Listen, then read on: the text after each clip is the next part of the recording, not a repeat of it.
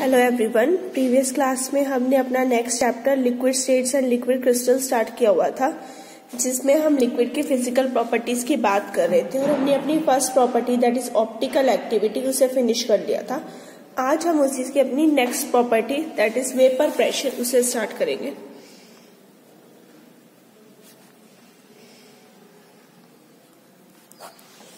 आज हम बात करेंगे वेपर प्रेशर की। ठीक है, यहाँ पे देखो नाम है वेपर और प्रेशर्स। पहली बात पता होना चाहिए वेपर्स क्या होता है। वेपर्स यानी कि गैसियस स्टेट्स। ठीक है, तीन स्टेट्स है, सॉलिड, लिक्विड एंड गैस। जब हम लिक्विड से गैसियस स्टेट में आते हैं तो हमारे पास क्या बनता है, वेपर्स बनते हैं। उन वेपर्स का क्या प्रेशर आएगा, दैट इज वेपर प्रेशर।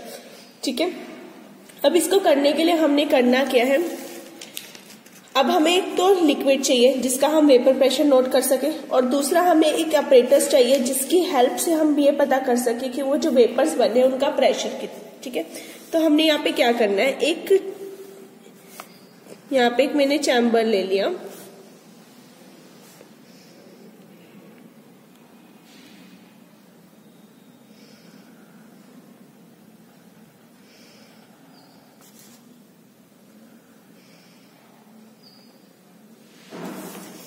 इस तरह से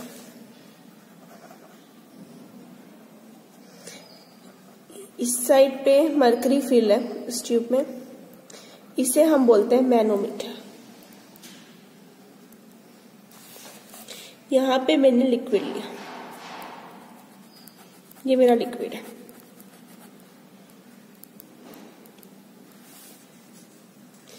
ठीक है, तो मैंने इसे वेपर प्रेशर को करने के लिए क्या किया, एक यहाँ पे हमने एक चैम्बर ले लिया, इवैक्यूएटेड वेसल बोलते हैं हम इसे। ठीक है, ऐसे वेसल के अंदर हमने एक लिक्विड फिल कर दिया। इसके साइड पे एक ट्यूब है, इसे हम बोलते हैं मैनोमीटर। अब फर्क क्या होता है, मैनोमीटर और एक टर्म होती है बैरोमीटर।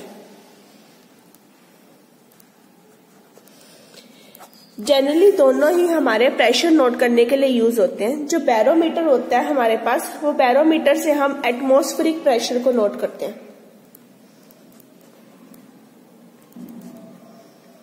इससे हम क्या नोट करते हैं, एटमॉस्फेरिक प्रेशर। और मैनोमीटर की हेल्प से हम जो अन्य और कोई प्रेशर होता है ना, इसके अलावा, ठीक है, एटमॉस्फेरिक प्रेशर के अलावा जो भी प्रेशर होता है उन्हें नोट करने के लिए हम क्या यूज करते हैं, मैनोमीटर।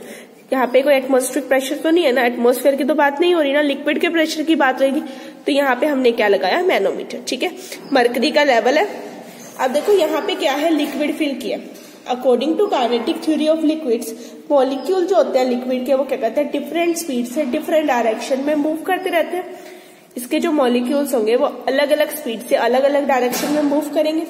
अब ये अलग अलग डायरेक्शन में मूव करेंगे, तो अगर मैं सिर्फ किसी पर्टिकुलर टेम्परेचर की बात करूं, उस टेम्परेचर पे कुछ की एनर्जी इतनी हाई हो जाएगी उन मॉलिक्यूल्स के, लिक्विड के, कि वो लिक्विड के सरफेस को लीव करके कहाँ चले जाएंगे, ऊपर, और किस फॉर्म में आ जाएंगे, वेपर फॉर्म में। जैसे यहाँ वेपर बन गए इस तरह से। तो ये कहाँ आएंगे, क्योंकि इनकी एनर्जी इतनी हाई हो गई, तो ये लिक्विड के सरफेस को लीव करके कहाँ चले गए, स्पेस में। ठीक है, यहाँ पे इनमें किस में चेंज हो गए, वेपर्स में। तो लिक्विड का वेपर में चेंज होना क्या होता है, इवेपोरेशन। तो ये क्या होगा, इवेपोरेशन। ठीक है, और धीरे धीरे क्या होगा, और से और लिक्विड के मॉलिक्यूल्स की स्पीड बढ़ती जाएगी, और से और वेपर की तरफ मूव करते जाएंगे। मीन्स नंबर ऑफ वेपर्स बढ़ते जाएंगे, तो किस स्टेट में आ जाएंगे, वेपर स्टेट में। और जो क्या होगा, हमारा इवेपोरेशन का प्रोसेस इंक्रीज होता जाएगा। ठीक है, अब जब एक बार ये वेपर पे आ गए, अब यहाँ पे वेपर फेस है। ठीक है, अब ये वापस मूव कर रहे हैं इधर उधर डिफरेंट स्पीड से, तो एक दूसरे से स्ट्राइक भी करेंगे। स्ट्राइक करेंगे तो वापस वो किस स्टेट में आ जाएंगे, लिक्विड स्टेट में। देखो एनर्जी हाई हुई तो कहाँ चले गए, हायर स्टेट में, वेपर्स बन गए। ठीक है, वेपर्स के वेपर्स भी तो इधर उधर मूव कर रहे हैं डिफरेंट डायरेक्शंस में, डिफरेंट स्पीड से। जब आपस में स्ट्राइक करेंगे तो एनर्जी क्या हो जाएगी, कम हो जाएगी, तो वापस किस में आ जाएंगे, लिक्विड स्टेट में। तो वापस वेपर से लिक्विड में बनना क्या है, कंडेंसेशन। क्योंकि यहां से चैम्बर तो हमने बंद कर रखे ना, वेपर्स बाहर तो जा नहीं सकते, तो या तो लिक्विड से वेपर बनेंगे या वेपर से वापस क्या बनेगा, लिक्विड। यानी या तो इवेपोरेशन का प्रोसेस होगा या फिर किसका प्रोसेस होगा, कंडेंसेशन का। ठीक है, अब स्टार्टिंग में तो हमने क्या लिया, सिर्फ लिक्विड लिया। ठीक है, कोई वेपर तो नहीं थे ना स्टार्टिंग में लिक्विड लिया, वेपर थे ही नहीं, तो यानी स्टार्टिंग में कंडेंसेशन का रेट क्या हो गया, 0। In starting rate of condensation क्या हो जाएगा, 0, क्योंकि कंडेंसेशन क्या है, वेपर से लिक्विड बना, स्टार्टिंग में तो वेपर है ही नहीं ना, तो वेपर नहीं है तो रेट ऑफ कंडेंसेशन क्या होगा, 0। क्लियर। तो अगर मैं एक ग्राफ प्लॉट करूं बिटवीन इवेपोरेशन और रेट एंड टाइम, तो स्टार्टिंग में कंडेंसेशन 0 है, धीरे धीरे इंक्रीज होगी, और इवेपोरेशन कांस्टेंट सा प्रोसेस चल रहा है, एक पॉइंट पे आके मिल जाएंगे, इसे हम बोलते हैं इक्विलिब्रियम पॉइंट। ये है इवेपोरेशन, ये है कंडेंसेशन। ठीक है, क्योंकि क्या हुआ, स्टार्टिंग में लिक्विड से किस में चेंज हो जाना था, वेपर में, क्योंकि वो काइनेटिक एनर्जी से मूव कर रहे थे, और मूव करने के बाद हायर में गए तो वेपर स्टेट में आ गए, नहीं इवेपोरेशन का प्रोसेस हुआ। पर एक बार इवेपोरेशन होने लग गया तो मॉलिक्यूल ऊपर भी वेपर के इधर उधर मूव करे, डिफरेंट डायरेक्शंस में, डिफरेंट स्पीड से आपस में स्ट्राइक करेंगे, एनर्जी कम होगी तो वापस किसमें आ गया, लिक्विड, यानी कंडेंसेशन। स्टार्टिंग में कोई वेपर नहीं है तो कंडेंसेशन का रेट 0 है, धीरे धीरे कंडेंसेशन का रेट बढ़ेगा, एक टाइम ऐसा आएगा जहां पर ये इक्विलिब्रियम में आ जाएंगे, मीन्स वो पॉइंट जहां पर लिक्विड से वेपर और वेपर से लिक्विड बन तो रहे हैं बट हम डिफ्रेंशिएट नहीं कर पाते कि ज्यादा क्या बन रहा है। ठीक है, मीन्स एक रिवर्सिबल प्रोसेस हो रहा है। ठीक है, हमने एक ऐसी स्टेज अटेन कर ली जिसे हम बोलते हैं सैचुरेटेड।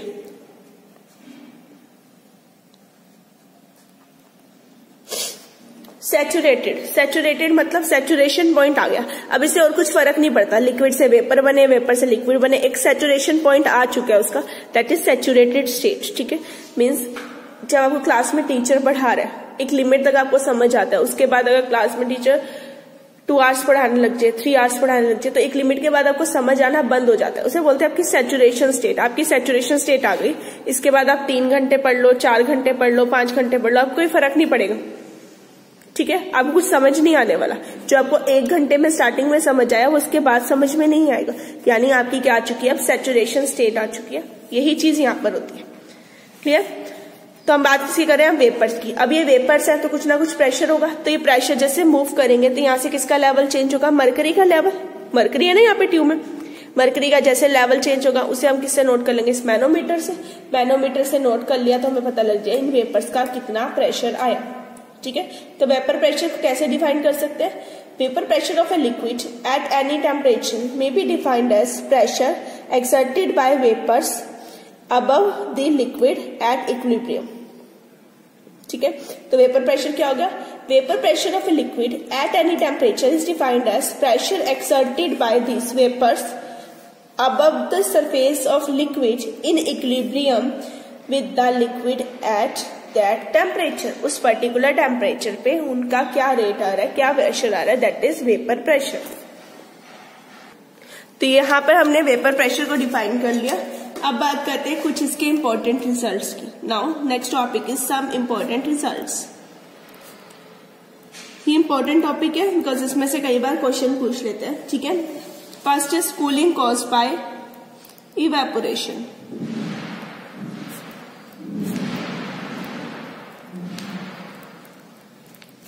इवेपोरेशन मीन्स लिक्विड का वेपर में चेंज होना। वो कहते हैं इससे क्या होगी, कूलिंग होगी। बिकॉज जब लिक्विड वेपर में चेंज हुआ, लिक्विड से वेपर में कौन गए, जो जिनकी एनर्जी हाई थी, जब लिक्विड से वेपर में चले गए यानी कि हाई एनर्जी के जो मॉलिक्यूल थे जिनकी एनर्जी बहुत हाई थी, उन्होंने लिक्विड के सरफेस को छोड़ दिया। लिक्विड के सरफेस को छोड़ा तो जो रिमेनिंग रह गए उनकी काइनेटिक एनर्जी क्या हो गई, डिक्रीज हो गई। काइनेटिक एनर्जी डिक्रीज हुई तो इससे क्या हुआ, टेम्परेचर डिक्रीज हो गया। टेम्परेचर डिक्रीज हुआ तो क्या हुआ, कूलिंग हो गई। हमने अभी बात की ना, लिक्विड से वेपर बनेंगे, लिक्विड से वेपर में कौन जाएंगे, जिनकी एनर्जी क्या होगी, हाई होगी। जिनकी एनर्जी हाई होगी वो लिक्विड से वेपर में चले गए, यानी हाई एनर्जी मॉलिक्यूल ने लिक्विड सरफेस को लीव कर दिया, तो kinetic energy decrease, temperature decrease, hence cooling effect. ठीक है, सेकेंड इज कौन कौन से ऐसे फैक्टर्स हैं जो वेपर प्रेशर को अफेक्ट करते हैं, factors affecting vapour pressure. Vapour pressure को कौन कौन से फैक्टर्स अफेक्ट करते हैं। First is nature of liquid.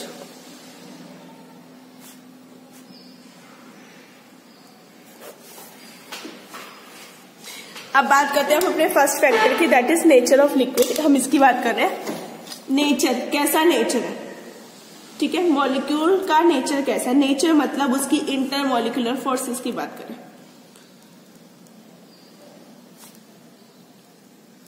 अगर उसकी इंटरमॉलिक्यूलर फोर्सेस स्ट्रॉन्ग होंगी लिक्विड की, तो उसके मॉलिक्यूल्स को ब्रेक करने के लिए हमें ज्यादा टेम्परेचर देना पड़ेगा, यानी वो वेपर स्टेट में कम जाएंगे, इसीलिए उनका रेट ऑफ इवेपोरेशन क्या हो जाएगा, डिक्रीज हो जाएगा। और जब रेट ऑफ इवेपोरेशन डिक्रीज हो यानी उनका वेपर प्रेशर भी क्या हो जाएगा, कम हो जाएगा। मीन्स अगर उनका फोर्स ऑफ अट्रैक्शन हाई है, स्ट्रॉन्ग है, तो उतने ही कम वेपर बनाएंगे, वेपर कम बनाएंगे तो वेपर प्रेशर भी क्या हो गया, कम हो गया। और अगर उनका ये जो इंटरमॉलिक्यूलर फोर्स ऑफ अट्रैक्शन है ये हमारा क्या हो जाए, वीक हो जाए, वीक फोर्स ऑफ अट्रैक्शन, ठीक है। अगर वीक फोर्स होगा तो जल्दी से जल्दी किस में चेंज हो जाएंगे, लिक्विड से वेपर में इजिली चेंज होंगे, इजिली चेंज होंगे तो वेपर प्रेशर भी क्या होगा, हाई होगा।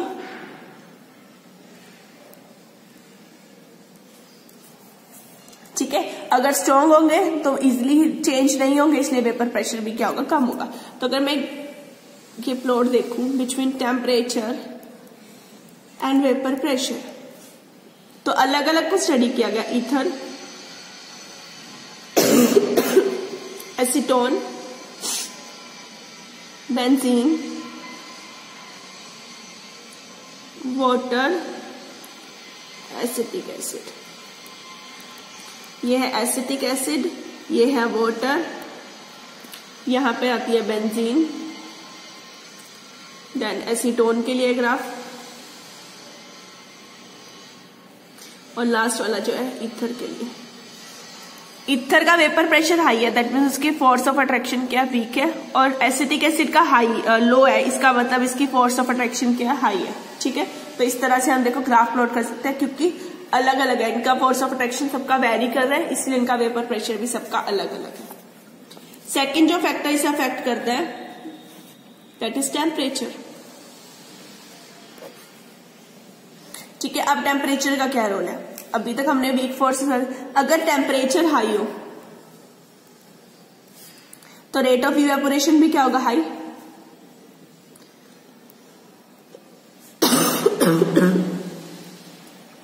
अगर टेम्परेचर हाई होगा तो लिक्विड के जो मॉलिक्यूल है इनकी काइनेटिक एनर्जी क्या होगी, इंक्रीज हो जाएगी।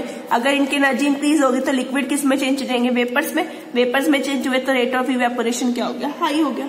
ठीक है, इसीलिए वेपर प्रेशर भी क्या हो जाएगा, इंक्रीजेस। जितने ज्यादा वेपर बनेंगे उतना ज्यादा उनका वेपर प्रेशर, इसलिए वेपर प्रेशर भी क्या होगा, इंक्रीजेस। इसी चीज को हम लिखते हैं in the form of Clausius-Clapeyron equation.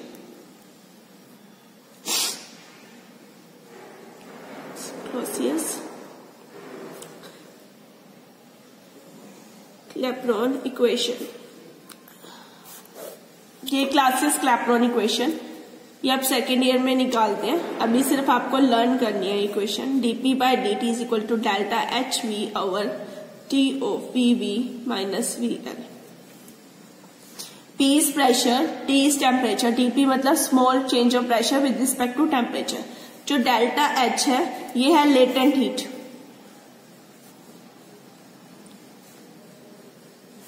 Of vaporisation, v represent vaporisation. ठीक है, यहां पर दो वॉल्यूम्स है, एक लिक्विड की, एक किसकी है, वेपर्स की। मोलर वॉल्यूम ऑफ वेपर्स और ये है मोलर वॉल्यूम ऑफ लिक्विड्स।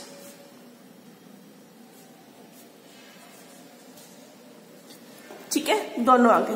अब ये इक्वेशन देखो, dp by dt is equal to delta h upon t pv minus vl। ये वेपर की वॉल्यूम है, ये लिक्विड की वॉल्यूम है। वेपर तो लार्ज सरफेस अटेन करते हैं, यानी उनकी वॉल्यूम भी क्या ज्यादा है एज कम्पेयर टू लिक्विड। तो मैं क्या कह सकती हूँ, vl can be neglected as compare to vv, because vv volume of vapours is very high as compare to vl। Liquid की कंपैरिजन में वेपर की वॉल्यूम बहुत हाई है, तो हम इसे निग्लेक्ट कर सकते हैं। मेरे पास क्या गया, dp by dt is equal to delta hp by t into vv। सिर्फ वेपर की वैल्यू बची यहाँ पे। ठीक है, अब सपोज कर रही जो वेपर्स बने हैं हमारे पास, ये हमारी आइडियल गैस इक्वेशन को फॉलो करते हैं, ठीक है। Behave like ideal gas.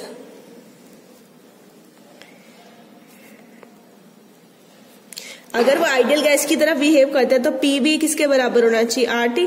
We means vapour का, ठीक है, तो मैं वी की वैल्यू निकाल सकती हूँ, R T by P. Previous equation को मैं 2 मार्क कर रही हूँ। Put this value in equation number 2।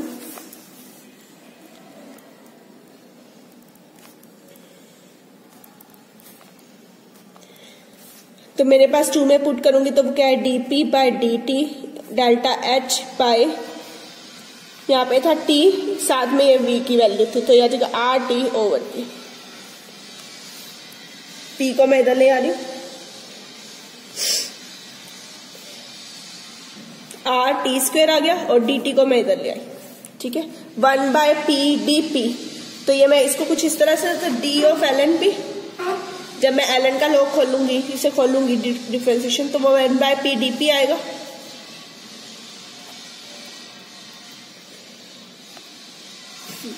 Done, मेरे पास ये आ गया, ठीक है। Mark it as equation number 3। Clear. अब हम क्या करेंगे, इसकी कंप्लीट फॉर्म निकालने के लिए इसे इंटीग्रेट करेंगे।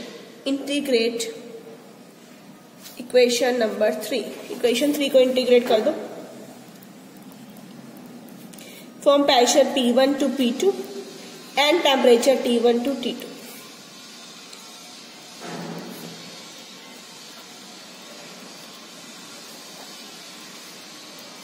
अब जब हम इसे इंटीग्रेट करेंगे तो क्या आएगा, एल एन पी, लिमिट्स क्या आ गई, P1 से P2। अब देखो इंटीग्रेशन डिफरेंशिएशन एक दूसरे का अपोजिट होते तो कैंसिल हो जाएंगे, हमारे पास सिर्फ अंदर का बचेगा। h कांस्टेंट है, r कांस्टेंट है, अंदर क्या बचा, T1 से T2 में t स्क्वायर। डन।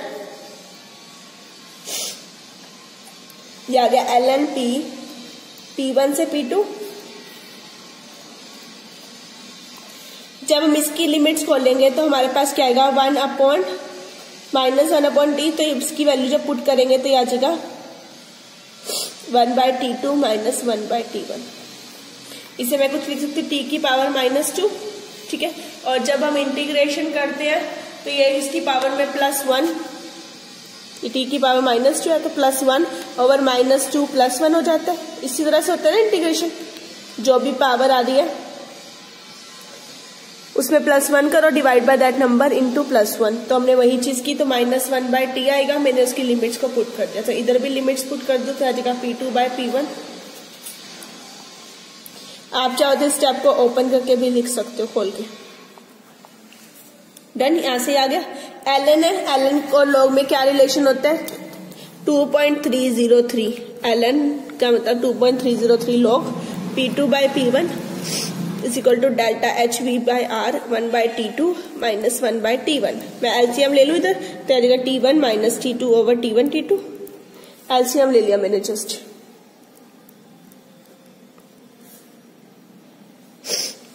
तो ये आ जाएगा log of P2 by P1, और ये 2.303 भी मैं नीचे लेके जा रही हूँ। तो ये मेरा आ गया रिजल्ट, ठीक है। ये फॉर्मूले पे कई बार न्यूमेरिकल आ जाते हैं, ठीक है। आपको वैल्यूज गिवन होंगी, आपने जस्ट में वैल्यूज को पुट करना है और सोल्व करना है। जैसे इसकी कोई भी इक्वेशन न्यूमेरिकल आपको दिया सकते हैं, क्वेश्चन करके देख लेते हैं। सपोज कर आपको एक टेम्परेचर देता है वो 100 डिग्री सेल्सियस, ठीक है, और उसी के कॉरेस्पॉन्डिंग आपको नॉर्मल प्रेशर देता है 760 mm। वो कहता है दूसरे का वेपर प्रेशर निकालो जिसका टेम्परेचर है 90 डिग्री सेल्सियस, हीट दे दी उसने 41 किलो जूल पर मोल की, ठीक है। वेपर प्रेशर यानी P2 की वैल्यू को कहते हैं फाइंड आउट कर दो। डन। T1 क्या आपका 100 डिग्री सेल्सियस, तो इसको चेंज कर लो, 100 प्लस 273 दैट इज 373 केल्विन। दूसरा क्या है 90 डिग्री, 90 को चेंज कर लो 363 केल्विन, 10 का फर्क है ना, ठीक है। P1 आपको गिवन है, P2 आपको फाइंड आउट करना है, तो फॉर्मूला यूज करेंगे log of P2 by P1 is equal to delta h p by 2.303 R T1 minus T2 by T1 T2। मेरे पास ये आ गया। P2 मुझे नहीं पता, तो लॉग ऑफ P2 ऐसे ही रखेंगे ओवर P1 दैट इज 760। इसकी वैल्यू क्या है 41 किलो जाउल है ना। किलो जाउल को जब उसमें चेंज करोगे तो ये जाउल पर मोल आ जाएगा, ये 0.303 जाउल में लिया सारा कुछ, तो आर की वैल्यू जाउल में होती है 8.314। T1 की वैल्यू पुट कर दो 373 माइनस 363 ओवर 373 इंटू 363, ठीक है। इसे ऐसे लॉग की प्रॉपर्टी होती है, डिवाइड को मैं माइनस में लिख सकती हूँ, तो लॉग ऑफ 760, रेस्ट वाली जो टर्म्स है दिस,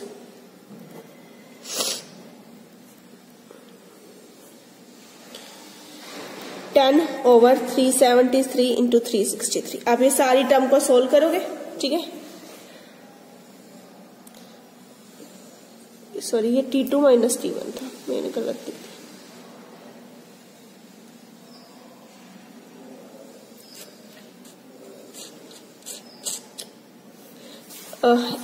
यहाँ पे जब आएगा तो -1/t आएगा, जब लिमिट पुटेंगे तो ये 1/-2 आएगा। यहाँ पे बाय मिस्टेक मैंने इसे उल्टा लिख दिया, तो ये 2-1 होगी। तो जब सॉल्व करोगे तो ये -10 आएगा। तो -10 आया, -10 वाली टर्म को सोल्व करेंगे तो मुझे किसकी वैल्यू निकालनी है, log P2 की। तो log 760 उधर जाके प्लस हो जाएगा। आप 760 की जब वैल्यू पढ़ोगे टेबल में तो आती है 2.8808, और इधर की जब टर्म सोल्व की तो आई -0.1581।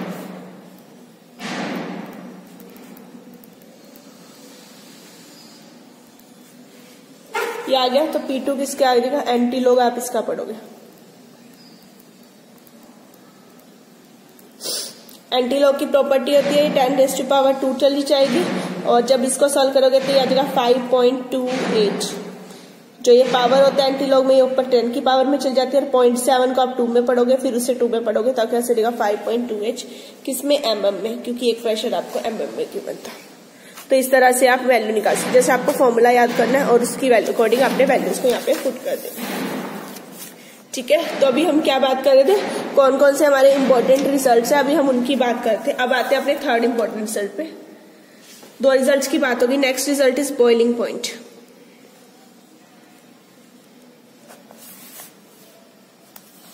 अब देखो वेपर प्रेशर का और बॉइलिंग पॉइंट का क्या रिलेशन है। वेपर प्रेशर इंक्रीज होएगा बिकॉज टेम्परेचर क्या हो जाएगा, इंक्रीज हो जाएगा, ठीक है। अगर लिक्विड का वेपर प्रेशर कब इंक्रीज होगा, जब उसका टेम्परेचर क्या होगा, इंक्रीज। वो टेम्परेचर जिस टाइम पर vapour pressure of liquid become equal to external pressure, that pressure is called boiling point. वो प्रेशर जहां पर वेपर प्रेशर लिक्विड का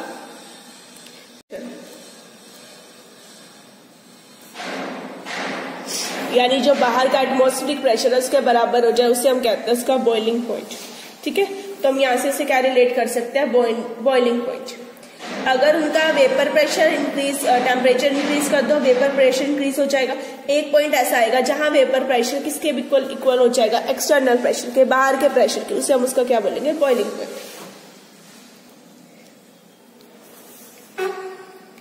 next fourth is heat of vaporisation. और ये हमने पीछे पढ़ लिया टर्म,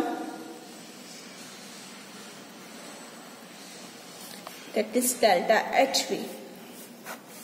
इसे कैसे हम डिफाइन करेंगे, the amount of heat required to change 1 mole of liquid into vapour. कितना अमाउंट ऑफ हीट चाहिए मुझे 1 मोल ऑफ लिक्विड को किसमें चेंज करने के लिए, वेपर चेंज करने के लिए, एट इट्स बॉइलिंग पॉइंट, उसके बॉइलिंग पॉइंट पे। उसे हम क्या बोलते हैं, उसकी हीट ऑफ वेपराइजेशन। अब देखो जितना उनके बीच का स्ट्रॉन्ग फोर्स होगा उतना उनको हाई टेम्परेचर चाहिए तोड़ने के लिए, उतनी ही हाई उनकी क्या हो जाएगी, heat of vaporisation. Strong is a force of attraction.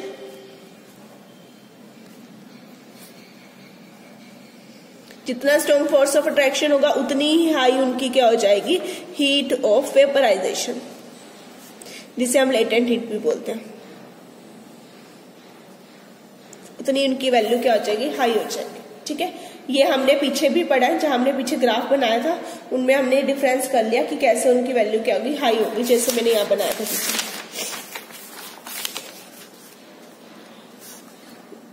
ठीक है। एसिटिक एसिड का वेपर प्रेशर कम है, ईथर का वेपर प्रेशर क्या है, ज्यादा है, वही चीज की बात है यहाँ पे, ठीक है। Next fifth is Guldberg rule.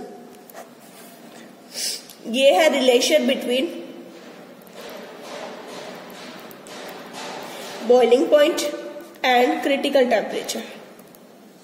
Critical temperature की टर्म हम गैसियस स्टेट में पढ़ेंगे, ठीक है। अभी आपने जस्ट ये रिलेशन याद करना है, TB is equal to 2/3 of TC। ये कई बार पूछ लेते हैं 1 मार्क में, डिफाइन गुल्डबर्ग्स रूल, ठीक है। Next 6 is Trouton rule. ये है रिलेशन बिटवीन बॉइलिंग पॉइंट, एक तो सेम रहेगा, एंड लेटेंट हीट, यानी कि हीट ऑफ वेपराइजेशन, जो टॉपिक हमने ऊपर पढ़ा। तो इनका जो रिलेशन होता है हीट ऑफ वेपराइजेशन और का रेशियो TB से हमेशा कितना होता है, 21 होता है, ये इसके बराबर आता है, ठीक है।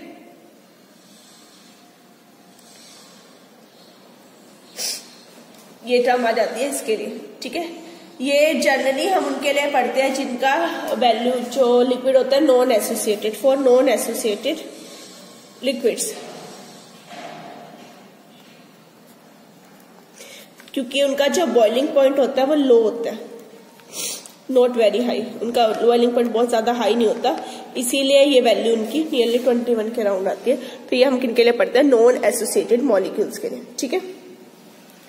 तो इस पे भी कई बार न्यूमेरिकल आ जाते हैं, आपको वैल्यूज गिवन होंगी, मतलब सपोज करो TB निकालने को दिया है, तो पहले आप HB निकालोगे यूजिंग दिस फॉर्मूला, ठीक है, क्लासेस पे आप लोगों ने इक्वेशन वाले से, और उसके बाद आप इसमें पुट करके यहाँ से TB की वैल्यू को फाइंड आउट कर दोगे। पहले HB निकाल के यहाँ पुट करोगे, फिर वहां से क्या निकालोगे, TB की वैल्यू निकाल लोगे, या कुछ भी आपको अननोन वैल्यू गिवन हो सकती है, एक वैल्यू गिवन है दूसरी निकाल लो, इस तरह से कर सकते हैं, क्लियर। ये तो ये थे हमारे इंपॉर्टेंट रिजल्ट, जिसमें से कई बार छोटे मार्क्स के क्वेश्चन आ जाते हैं। अब आते हैं नेक्स्ट टॉपिक पे, that is measurement of vapour pressure. अब मुझे इसकी वेपर प्रेशर की मेजरमेंट करनी है, ठीक है। वेपर प्रेशर को नोट करने के 2 मेन मेथड होते हैं, एक होता है स्टैटिक मेथड, और दूसरा होता है हमारे पास डायनामिक मेथड। 2 मेथड हम यूज करते हैं, static and dynamic. Static method हमारा वो होता है कि स्टेट यानी रेस्ट पे, इसमें कोई मोशन नहीं होगा, चेंज नहीं होगा, ठीक है। हमारा जो पूरा सेटअप होगा रेस्ट वाला होगा। डायनामिक मतलब क्या होता है, मोशन, कुछ ना कुछ चीज इसमें क्या नहीं होगी, मोशन होगी, यानी चेंज होगी, इसमें कुछ चेंज नहीं होगा, इसका होगा स्टैटिक मेथड। स्टैटिक में हमारे पास 2 पार्ट आते हैं, एक होता है बैरोमीट्रिक,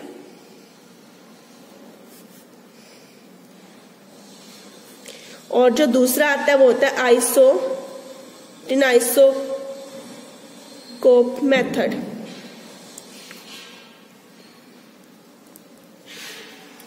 आइसोटेनिस्कोप मेथड, ठीक है, जो हमारा सेकंड मेथड है।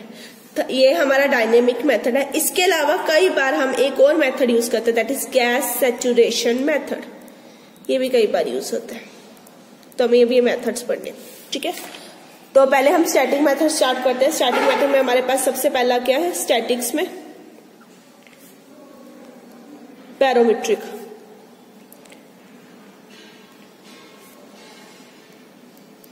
बैरोमीटर अभी हमने पीछे एक टर्म पढ़ी थी, बैरोमीटर वो था जिससे हम बाहर का एटमॉस्फेरिक प्रेशर नोट करते हैं। ऐसे ही हम यहाँ पे ट्यूब्स को यूज करेंगे जिससे हम बोलते हैं बैरोमीट्रिक ट्यूब्स। यहाँ पे हमने क्या करना है, एक वेसल ले लेना है, एक वेसल ले लिया मैंने यहाँ पे, ठीक है। इसके अंदर हमने क्या किया, मरकरी के लिए 2 ट्यूब्स को इन्वर्ट करके रख दिया। मैंने यहाँ 2 ट्यूब्स ली, बैरोमीट्रिक ट्यूब्स, इन्हें उल्टा करके इन्वर्ट करके रख दिया, ठीक है। इनके अंदर क्या है, मरकरी का लेवल फिल है।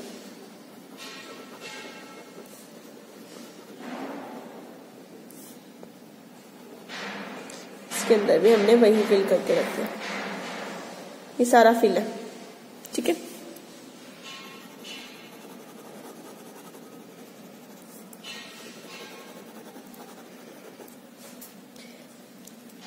इसे हम एक इवेपोरेटेड चैम्बर में कर रहे हैं।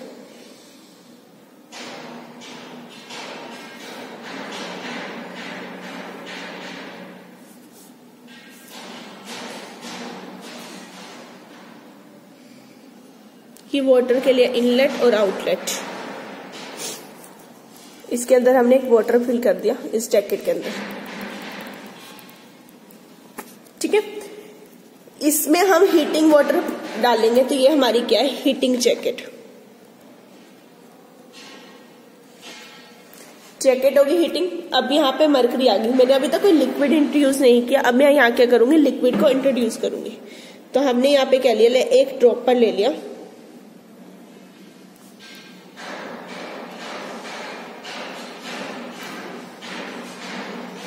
ये एक ड्रॉपर की ट्यूब लगा दी मैंने।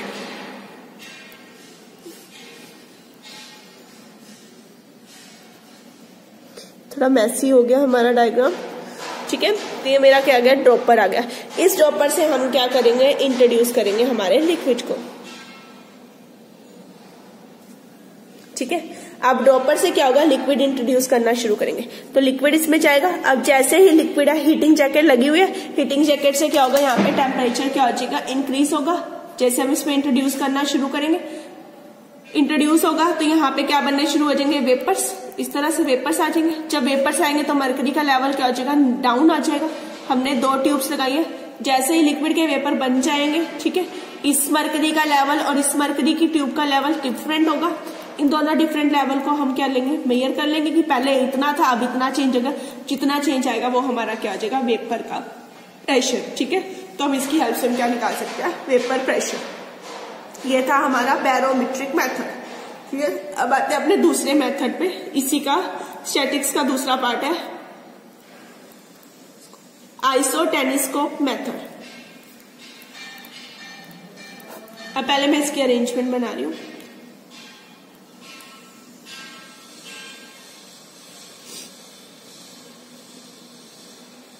ये थर्मामीटर लगा दिया मैंने यहाँ पे।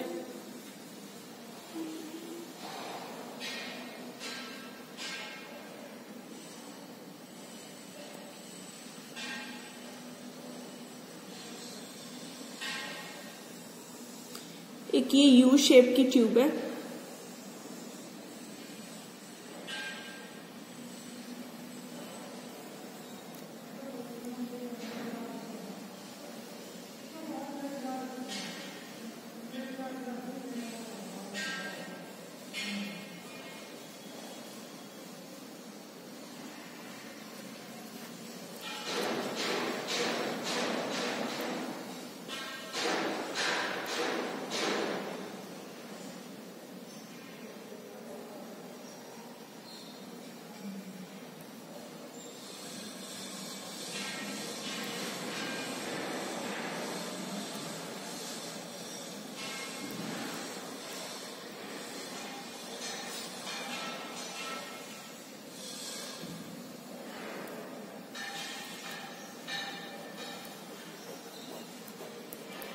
यहाँ पे मरकरी फुल है पूरी, इसे आप ब्लैक ब्लैक से कर दोगे पूरा, ठीक है। ये पूरा मरकरी का लेवल है,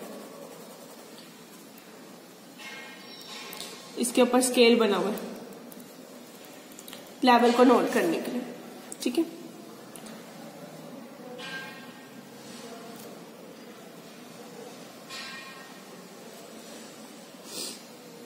यहाँ पे एक ने वेसल रखा है, ये एम्प्टी वेसल है ई।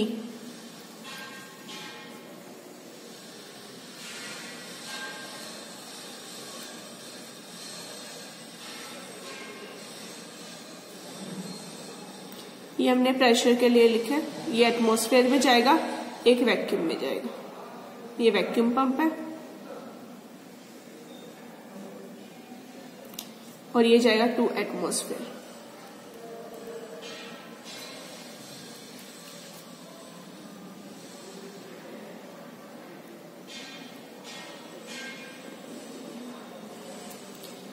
यहाँ पे मेरा बल्ब है, ये मेरा है थर्मामीटर टेम्परेचर के लिए, ये प्रेशर के लिए है। ये खाली मेरे पास क्या आ गया, वेसल आ गया, जिसे मैंने ई नाम से रिप्रेजेंट किया, ठीक है। एक ये यू शेप की बल्ब है जिसमें 2 साइड्स आ गए, एक L1 और एक L2, ये बल्ब है, ठीक है। ये हमने टेम्परेचर नोट करने के लिए, इसे हमने एक लिक्विड के अंदर फिल रखा हुआ है। और इस वेसल के अंदर वो लिक्विड है जिसका मुझे वेपर प्रेशर को नोट करना है। ठीक है, इस मेथड को दिया था स्मिथ ने। This method is given by Smith and Menzies. ये ज्यादा कन्वीनियंट मेथड है और एक्यूरेट है as compare to this method, because यहाँ पर हमने एक हीटिंग जैकेट लगा दी थी, कोई हीटिंग के लिए कुछ अलग नहीं था। यहाँ हमने टेम्परेचर निकाला है, तो हम अलग अलग टेम्परेचर रेंज में हम इसकी वैल्यू को नोट डाउन कर सकते हैं। ठीक है, तो ये इसकी कंपैरिजन में ज्यादा कन्वीनियंट है और ज्यादा एक्यूरेट है। इससे हम इजिली नोट कर सकते हैं अलग अलग टेम्परेचर। इस पर तो जिस टेम्परेचर पे हीटिंग जैकेट को रखोगे बस उस पर नोट कर सकते हो, अलग से कोई टेम्परेचर पे नहीं नोट कर सकते। तो हमने क्या करना है, यहाँ पे एक बोतल को कनेक्ट किया हुआ है, किससे? वैक्यूम पंप से। ठीक है, यहाँ पे वैक्यूम पंप लगा दिया ना मैंने, ये बोतल के ऊपर ये वैक्यूम पंप है यहाँ पे। ठीक है, तो जैसे ही वैक्यूम पंप से वैक्यूम आएगा तो यहाँ पे जो लिक्विड होगा बल्ब का, ये क्या करने लग जाएगा? बॉईल करने लग जाएगा।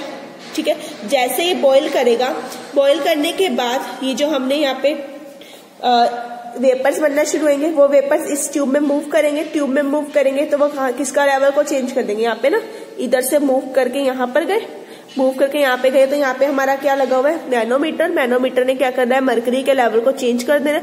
मरकरी का लेवल जैसे ही चेंज होगा उसे हम नोट कर लेंगे, वो हमारा क्या आ जाएगा? वेपर प्रेशर आ जाएगा। ठीक है, तो यहाँ पे क्या है? वैक्यूम की हेल्प से हम ये सब काम करेंगे। अब कितना टेम्परेचर आया उसे हम इस टेम्परेचर से नोट करेंगे। तो हम यहाँ पे क्या कर सकते हैं? ग्राफ प्लॉट कर सकते हैं अलग अलग टेम्परेचर में। अलग अलग टेम्परेचर पे क्या क्या वेपर प्रेशर आ रहा है उन्हें हम नोट डाउन कर सकते हैं, और उन रीडिंग्स को हम क्या कर सकते हैं? ग्राफ प्लॉट कर सकते हैं डिफरेंट टेम्परेचर। तो मेरे पास एक मीन एक्यूरेट टेम्परेचर और एक एक्यूरेट प्रेशर आ जाएगा कि किस टेम्परेचर पे कितना वेपर प्रेशर ऑब्टेन हुआ। क्लियर? तो ये था हमारा second method, that is isotonic method. अब आते हैं अपने नेक्स्ट मेथड पे, that is dynamic. Second method है हमारा डायनामिक। वो स्टैटिक्स के दो मेथड थे, अब आते हैं हम डायनामिक मेथड पे। अब डायनामिक मेथड का सिंपल सा रूप है, डायनामिक मतलब मोशन। तो अब क्या करोगे? अलग अलग टेम्परेचर रेंज पे वेपर प्रेशर को चेंज करोगे। तो आपने इसे नोट करना है एट डिफरेंट टेम्परेचर्स। ठीक है, डिफरेंट टेम्परेचर पे हर बार उनका वेपर प्रेशर क्या होगा? अलग अलग आएगा। सपोज करो आप अलग अलग टेम्परेचर लेते हो, एक बार T1 ले लो, एक बार T2 ले लो, एक बार T3 ले लो। उसके कॉरेस्पॉन्डिंग जो प्रेशर आएगा let that is P1, P2 and P3।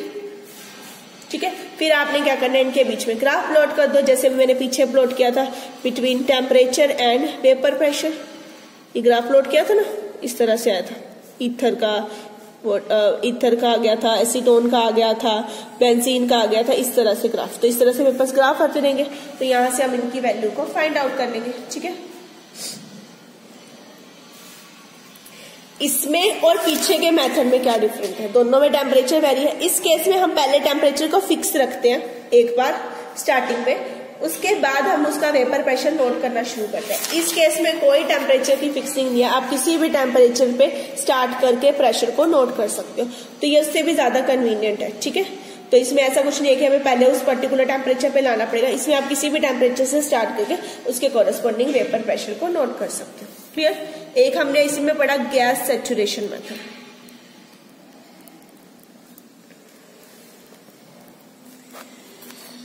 ठीक है, अब बात करते हैं गैस सैचुरेशन की मेथड की। हमने क्या करना है? एक लिक्विड को एक वेसल में डालना है। अभी तक हम यही कर रहे हैं, लिक्विड को एक वेसल में डाल रहे हैं, तो उस लिक्विड का मुझे वेट पता होगा। ठीक है, अब मैं उसमें से कुछ ना कुछ एयर पास कर रही हूँ, उस एयर का भी तो वॉल्यूम होएगी ना, उसकी वैल्यू भी तो होएगी कुछ। तो मॉलिक्यूल जो लिक्विड के होंगे, मैंने क्या किया? एक लिक्विड लिया नॉन वेट का, जिसका वेट मुझे क्या पता है? नॉन है कि मैंने उसे कितना लिया। उसमें से मैंने क्या किया? ड्राई एयर को पास कर दिया। एयर ड्राई होनी चाहिए स्टार्टिंग में। तो जब लिक्विड के क्या बनेंगे? वेपर्स। ठीक है, अब वो वेपर्स बनेंगे तो वो वेपर्स किसके साथ चलेंगे? एयर के साथ। एयर ड्राई थी ना, वेपर्स कहां चलेंगे? इस एयर के साथ। तो एयर क्या होगी? मॉइस्चर, मोस्ट एयर बन गई। तो अब जब लिक्विड से वेपर्स बनने लग गए तो लिक्विड का जो वेट था वो क्या हो गया? डिक्रीज हो गया। क्लियर? वेट में क्या आ गया? डिक्रीज आ गया। तो हम यहां से इसे in terms of number of moles पढ़ते हैं, लगता है number of moles N1 and N2। एक वेपर पे ले लिया, एक एयर के ले लिया कॉरेस्पॉन्डिंग। तो अब जब प्रेशर हम नोट करेंगे that P is equal to N1 by N1 plus N2 over P। P हमारा क्या है, जो कांस्टेंट हमारा प्रेशर है वो, और ये हमारा क्या है, vapour pressure. This is the vapour pressure, ठीक है।